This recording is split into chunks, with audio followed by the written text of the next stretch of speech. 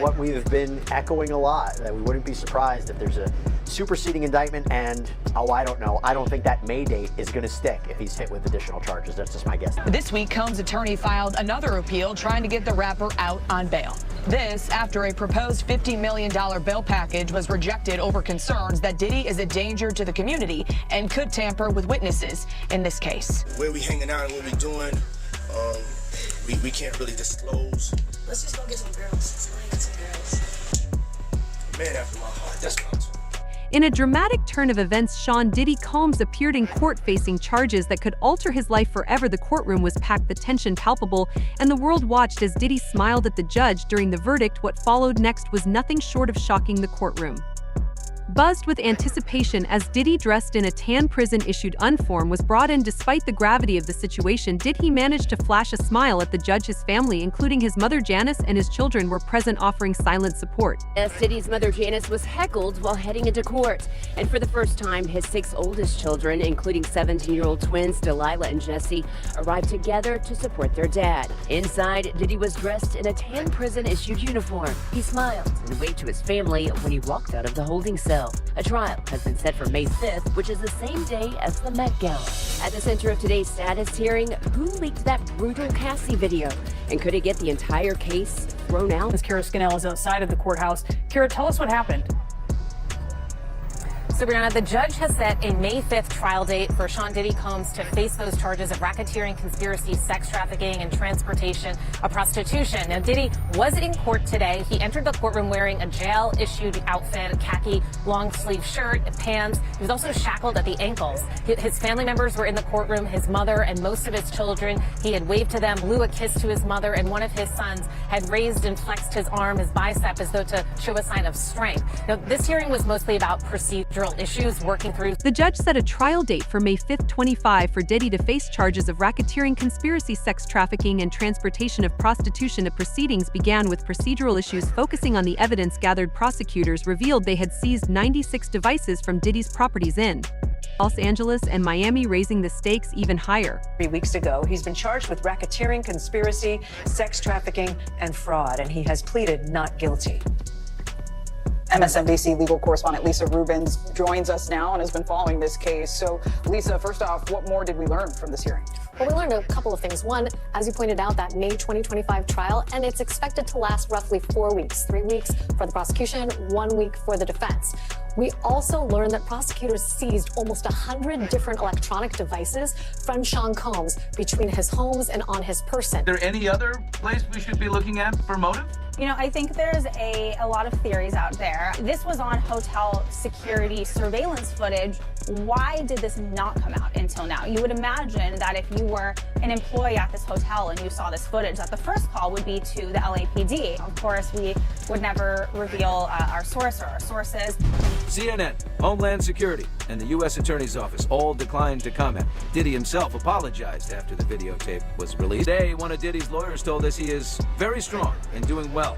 They're asking for a gag order in the case. But lawyer Gloria Allred, who represents Thalia Graves, who has also accused Diddy of rape, did speak outside court today. What does it mean to go against someone who has such financial means, such as Diddy? Well, again, for any victim, knowing that the person they allege abused them or hurt them in some ways, to know that he's rich and powerful and famous and could use his celebrity power in some way, they worry. Also here in court today, the judge ruled that Diddy will remain behind bars for now.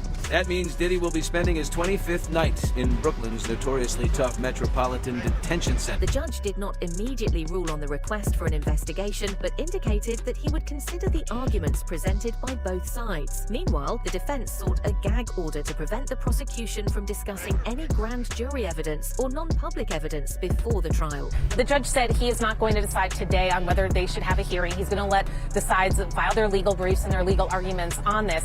But one thing that Combs' lawyers did ask for is what they called a gag order. They want the prosecution to be stopped from talking about any grand jury evidence in this case or any non-public evidence. Now, prosecutors never really discussed that publicly before a trial, and the judge said, in fact, that because that is the rule, he said, is there any harm in imposing this? And the prosecutor had asked the judge to make it reciprocal, to stop Combs' lawyers from saying anything more about any of the evidence in this case. They cited an interview that Combs' lawyer had given to TMZ in which he suggested that the government was trying to, he accused the government of making a takedown of a successful black man. They said they wanted him to stop talking about that. Combs' lawyer said that if this does go into place, these restrictions on statements, he would abide by it. So the judge asked him to draft what this order would be, send it to him, and he would sign it. So we will learn in the coming days of exactly the contours of what they're prevented from.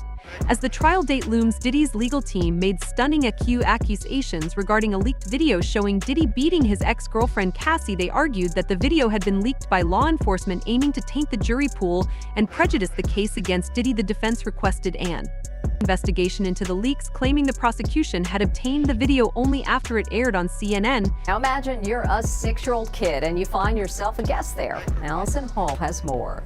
Can you believe this 6-year-old boy was once a guest at Diddy's infamous white party? The disgraced mogul has his arm draped around a young Justin Latosky back in 1999. Justin is now 31 and tells Inside Edition about taking that photo. He put his arm around me in an uncomfortable way, close to areas that you shouldn't as a grown man. He recalls what he saw at the party. So I remember marijuana, and topless women. That's the two main things that I remember. So, how'd he end up there? Well, his father, David Allen, was Diddy's photographer, snapping pictures of partygoers in the Hamptons. Justin's mom, Maya, was also there. She says the party was family-friendly at first, but then turned raunchy. People were getting high. There were girls swimming topless, young-looking girls that were, not dressed. We moved to another part of the house so that he wouldn't be exposed to what was going on. In later years, Diddy implemented a curfew for children. The kids have like an hour left. So get extra comfortable because this thing turns into something that when y'all get older, y'all won't want to come to. I think he's a monster. This week, Houston-based lawyer Tony Busby says more than 120 people are coming forward with claims Diddy sexually abused them. Our youngest victim at the time of the occurrence was 9 years old. We have an individual who was 14 years old. We have one who was 15. Did Diddy assault you in any way? When you say assault, I don't know the exact definition, but he put his arm around me in an uncomfortable... There has been negative propaganda put out about me that's not true and has really tried to stain my legacy.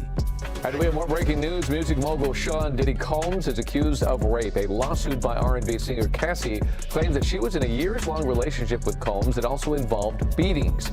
Sean Diddy Combs has been hit with another lawsuit just as he settles his first. Now, the time, Joy Dickerson-Neal claims that she was a victim of revenge porn, in addition to allegedly being drugged and sexually assaulted by the musician back in 1991. Well, looking at this lawsuit, Cassie, she claims that her and Diddy had freak-off sessions. You talking about the freak-off session where they used to do in the studio and all of that over different entertainers' houses and stuff? When we go to the club, we used to have these bottles, right?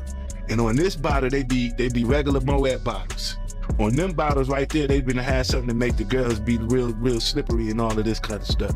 So when you get up, they be like, don't touch them bottles right there and only drink them bottles right there. So we already knew what the drill was. I think you could imagine why somebody would want to fire somebody. Can you give us a little? I wasn't willing to do what was expected of me. Not talent-wise, but in other areas. Yes, this is P. Diddy with his pants down. And yes, this is a real photo. This is not AI. Apparently he was performing in front of a bunch of guys, but this is actually a real photo. This is the man that might lose everything. Today we're gonna dive deep into this question. Has his past finally caught up?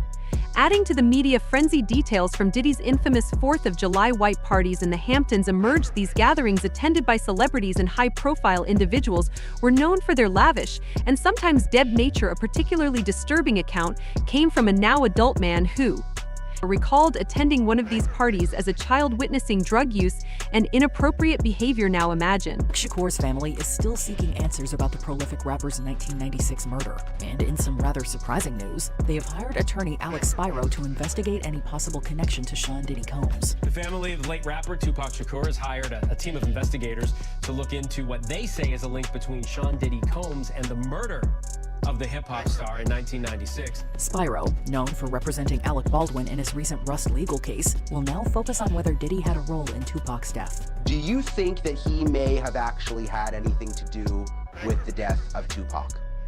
Well, there's always been talk about Diddy being involved in that. Tupac was killed in a drive-by shooting in Las Vegas in 1996, a case that remains unsolved. However, in September 2023, Las Vegas police arrested Dwayne Keefe D. Davis, who was described as the, quote, mastermind, though not the shooter. Davis has pleaded not guilty and will stand trial in March 2025. Court documents reveal that Davis previously claimed Diddy offered up to $1 million for Tupac's murder. The man now charged with orchestrating that hit has claimed that Diddy paid to have Tupac. Thank you. Now over to New York City. Just a short time ago, lawyers for Sean P. Diddy Combs spoke to reporters after today's court hearing. It's pretty brief, but let's listen. How's he doing? I can never remember what I said over here. How's he doing? He's doing fine. Dr. King called it the law of unintended consequences. So sometimes the more you push a person down, the stronger they get. And so he's making an adjustment. He had his family here today to support him. We really want to put an end to all of the clowning that we see on the internet. This is a serious proceeding with serious consequences, and all of us are addressing it accordingly. Is it a racist proceeding, as Marcus said? Nobody's okay with staying in jail for now. Okay, thank you very much. That's it for today. All right, short comments from P. Diddy's lawyers. He said, in part, that these are serious proceedings with serious consequences. We'll continue to monitor everything coming from the courthouse there, and we'll bring you all. At Miami, 36 different devices were seized, 29 were extracted, and in LA, 51 devices were seized, 24 have been extracted. They say the 8 terabytes of data, that information could come about in the next 2 weeks or so, and they're working on the production, another production of the subpoena returns. And so the defense pretty much didn't object to too much inside the courtroom today. Agnifilo also appeared kind of confident during his arguments. I know a lot of people were kind of expecting for the bail or bond argument to be happening, but that didn't happen, and it appeared that the defense kind of, I'm trying to find the right word here, but they were pretty much complying with all the prosecution's arguments and plan to kind of have everything all good and set to go by May. Now, by the time the end of the year is to happen, I forgot one big turn right here. They did mention that a potential superseding indictment could come. Now, obviously that hasn't happened yet, but the investigation is still ongoing. And so, we don't know a lot of information as far as what that could look like, but it appears that we could expect.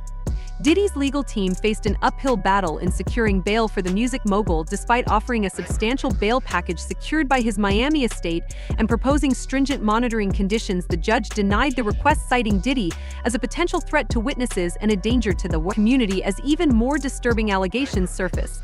That's it for now. Don't forget to tell us what you think in the comments below. For more updates, hit the bell icon.